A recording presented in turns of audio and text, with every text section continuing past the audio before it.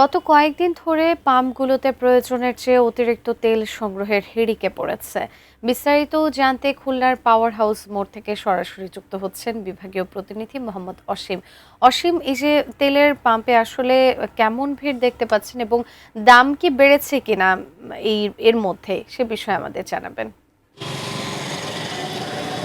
সুজানা, ধন্যবাদ আপনাকে। আসলে ভিড় একেবারেই নেই। ভিড় নেই এই কারণে খুলনার যে পেট্রোল পাম্পগুলো রয়েছে, নগরীর ৩০টি পেট্রোল পাম্প, তার কোনোটাই মূলত তেল নেই। কারণ তেল না থাকার কারণে আমরা সকাল থেকে এসে দেখেছি যে পেট্রোল পাম্প বন্ধ রয়েছে। আমি সকাল থেকে অত্যন্ত ১০টি পেট্রোল পাম্পে গিয়েছি। সব পাম্পেই কিন্তু একই অবস্থা। যারা কর্মচারী কর্মকর্তারা রয়েছেন তারা কিন্তু একেবারেই অলস সময় কাটাচ্ছেন।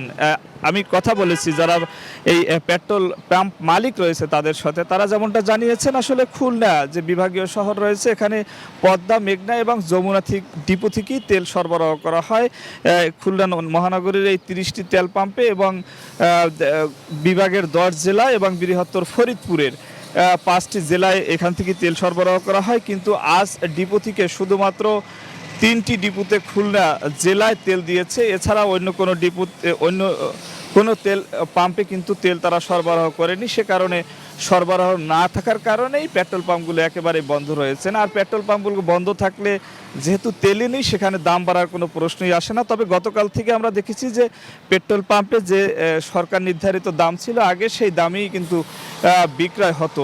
আর এই তেল না থাকার কারণে যারা দেখেছি সকাল থেকে তেল নিতে আসছে পেট্রোল পাম্পগুলোতে, তারা কিন্তু ফিরে যাচ্ছেন। কারণ তেল না থাকার কারণে কিন্তু তাদের এক ধরনের ঝামেলায় পোহাতেই হচ্ছে। আমার কাছে আপাতত এই ছিল সুজানা, খুলনা পাওয়ার হাউস মোড় এলাকা থেকে পেট্রোল এবং অকটেনের তেলের সর্বশেষ খবর।